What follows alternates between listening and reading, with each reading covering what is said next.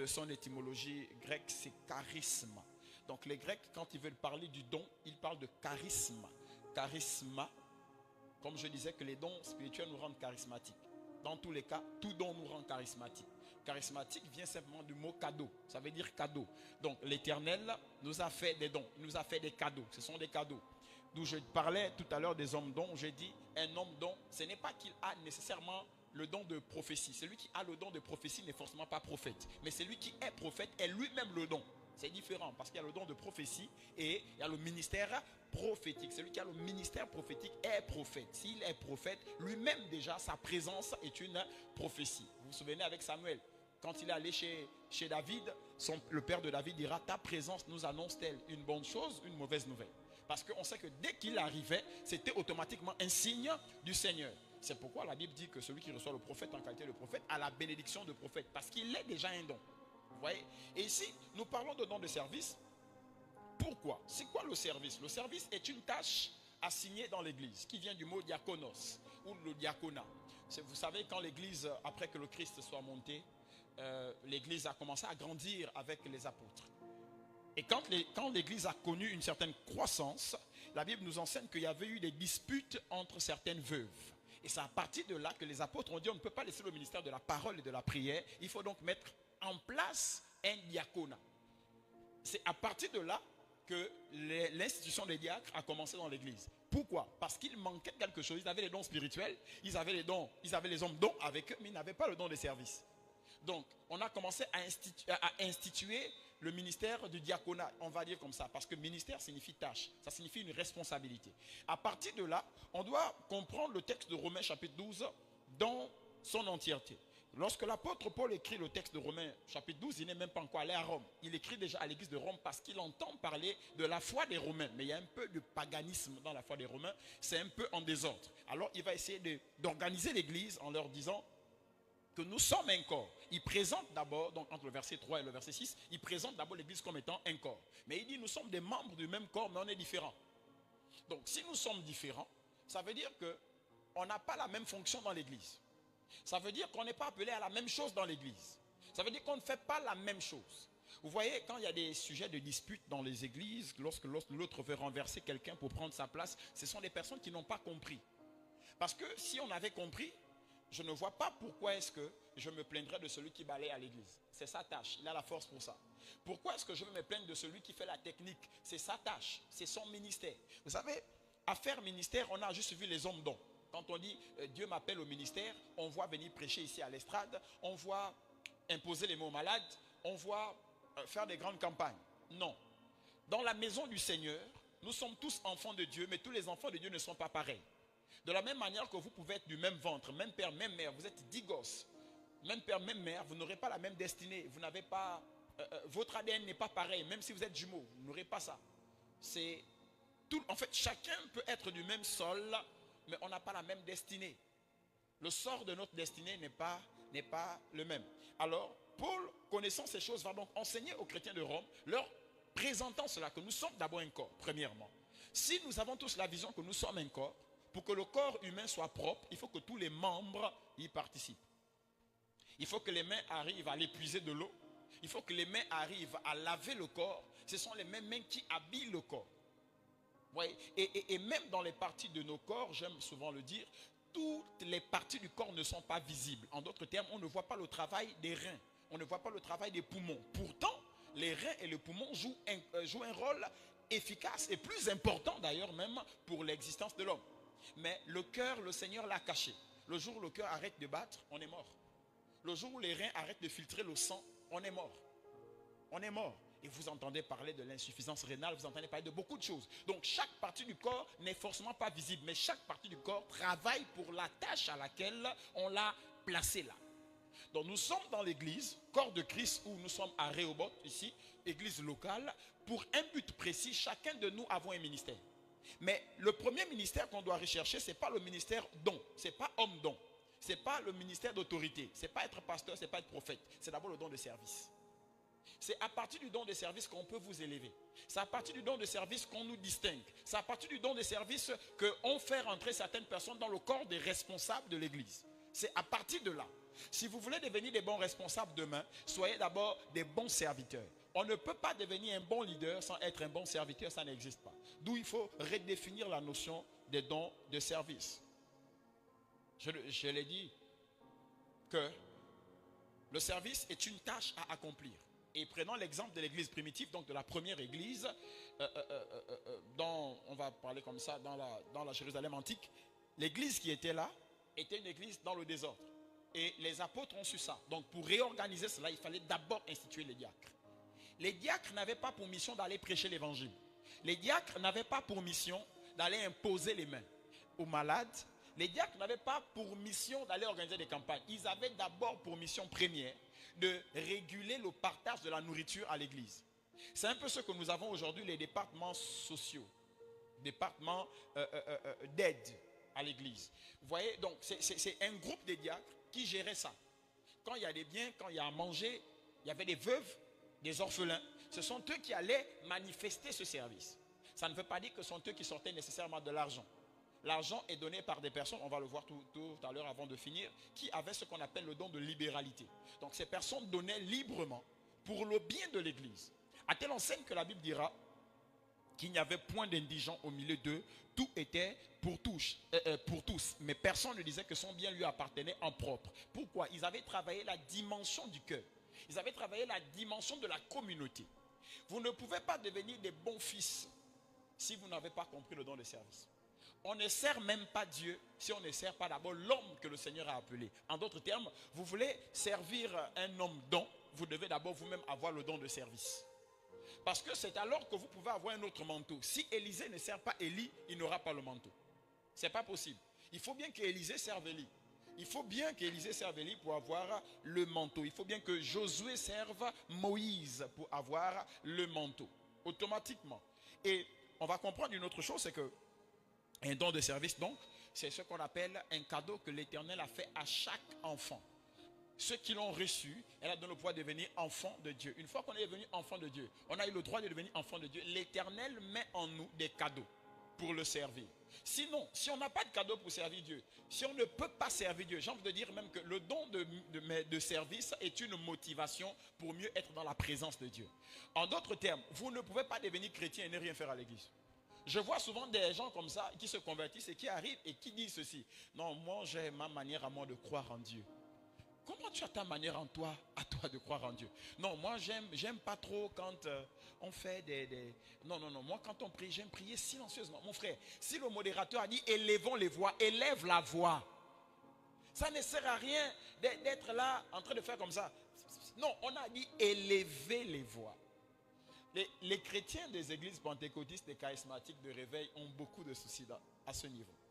On va dire à quelqu'un, nous faisons la prière de repentance, nous sommes dans la marche du tabernacle. Lui, c'est là où il commence à chanter. Et il chante quel cantique? Que ta présence en moi devienne réelle. Est-ce que c'est le moment? Vous voyez, on a souvent un peu ce petit désordre. Vous voulez que le Seigneur nous utilise aux yeux du monde et que le monde voie combien l'église est organisée, que chacun, comme les diacres d'autrefois, connaisse leur place. Ça ne veut pas dire que parce que vous balayez l'église, que vous n'avez pas en vous les capacités d'être pasteur. Ce n'est pas ce que ça veut dire. Non. Vous savez, ce que vous-même vous n'avez jamais connu, vous ne pourrez jamais l'enseigner à d'autres. Si vous-même vous n'avez pas connu, écoutez, celui qui a connu la maladie est bien placé pour parler de la guérison. Celui qui a connu le traumatisme est bien placé pour parler de la restauration. Parce qu'il sait ce par quoi il est passé. Mais si on n'a rien connu, on se lève un matin, on dit je suis un bishop. Et puis on commence à dire, vous faites comme ça, vous faites comme ça. Un jour les enfants vont murmurer disant, lui-même il fait bon. Vous voyez, le don de service ne se proclame pas. Ça se pratique et les hommes voient. Ils peuvent voir combien vous êtes passionné. Ils peuvent voir combien chacun court à l'église pour dire, si je ne vais pas pour balayer l'église, qui le fera? Oh, l'heure du culte est déjà avancée. Donc il arrive, il commence à ranger, il commence à tout balayer. Et le texte de Romains que nous avons lu nous présente quelques dons, une liste de dons. Une liste de dons que l'apôtre a essayé de, n'est-ce pas, montrer aux chrétiens de Rome. Mais ce qu'il faut encore retenir, c'est ceci. La première vérité à retenir ce soir, c'est que dans la maison du Seigneur, tout le monde a un don particulier selon que le Saint-Esprit lui a donné cela. On a tous un don particulier, on n'est pas pareil. Si vous voulez bien comprendre cet exemple, regardez dans la chorale, regardez toujours dans le département de musique. Vous allez vous rendre compte que dans le département de musique, il y a beaucoup de voix soprano, tout le monde chante. Et il y a des voix qui font soprano. Mais toutes les sopranos n'ont pas la même résonance. Toutes les sopranos n'ont pas la même portée vocale. Et quand vous allez regarder, il y a souvent ce qu'on appelle les leaders vocaux. Donc, ceux qui viennent souvent faire le lead là, il y a des personnes qui ne dirigent pas la scène de la même manière. Mais pourtant, nous sommes tous leads. On ne dirige pas la scène de la même manière. Lorsque vous voyez un orchestre composé, vous allez voir beaucoup de musiciens derrière. On vous dit c'est un orchestre par exemple de 70 musiciens. Dans les 70 musiciens, on peut trouver un exemple comme ça, je veux dire 20 pianistes. Mais tous les pianistes ne font pas le même motif. Ils ne font pas le même jeu. S'ils font le même jeu, la musique ne sera plus agréable à l'oreille.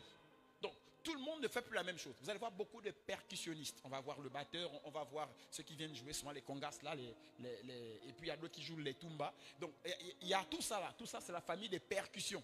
Mais ils ne font pas le même jeu. Tout simplement parce que chacun veut obéir à la règle de la musique. L'art de combiner les sons. Donc, ils veulent combiner les sons pour nous donner un bon rendu pour nous qui assistons au spectacle. Ainsi, quand on devient chrétien, pour donner un bon rendu aux païens qui ont l'habitude de nous dire « Je ne viens pas dans vos églises parce qu'il y a trop de scandales. Je ne viens pas parce qu'il y a ceci. » Je disais hier à une veillée, là où j'ai intervenu, que vraiment, il y avait beaucoup de païens, gloire au Seigneur. Et je leur disais, si vous ne venez pas dans nos églises parce qu'il y a trop de scandales chez nous, est-ce que vous-même, vous n'êtes pas des sujets de scandale? Parce que si vous n'avez jamais connu le scandale, vous ne connaîtrez pas la responsabilité.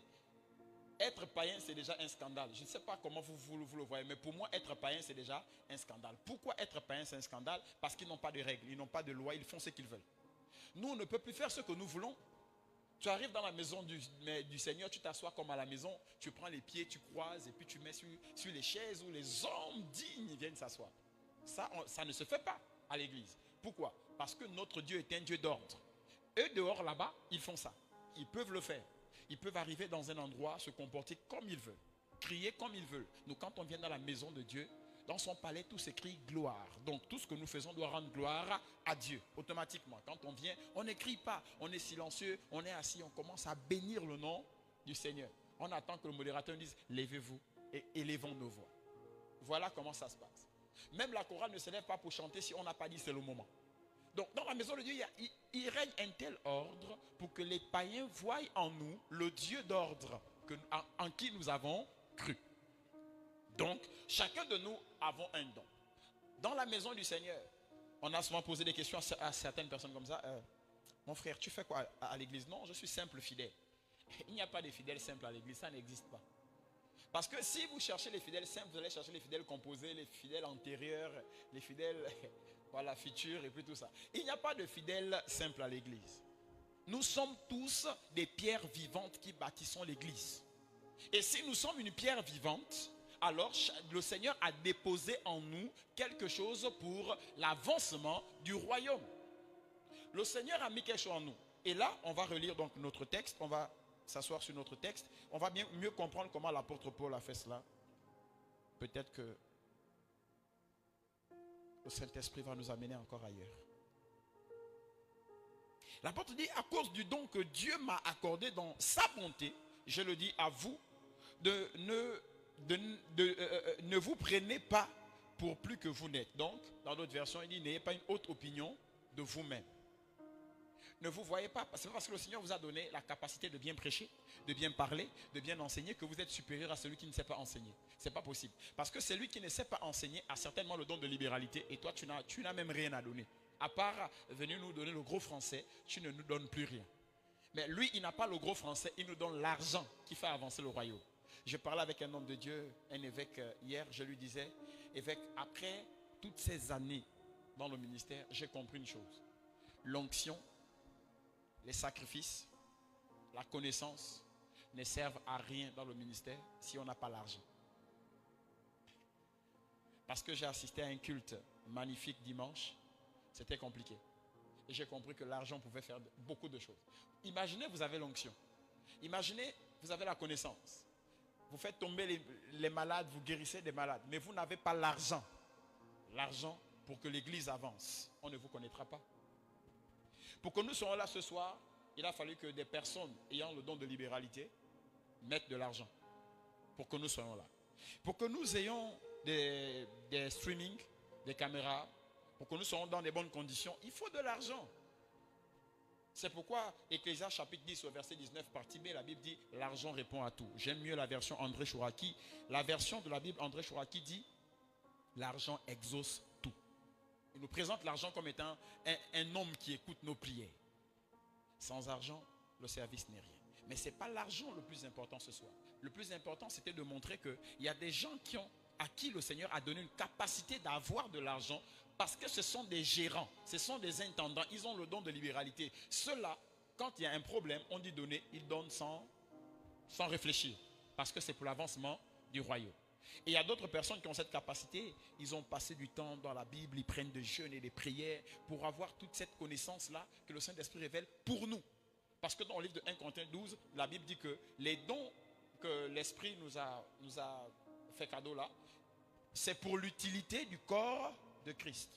Donc pourquoi est-ce que l'apôtre commence à leur dire non, ne soyez pas orgueilleux, n'ayez pas une haute opinion de vous. C'est pour que personne ne commence à penser que ce que j'ai là, je suis mieux que les autres. Non, dans la maison familiale, on peut avoir 10 enfants, les 10 enfants ne se comportent pas de la même manière, pourtant ils sont même père, même mère.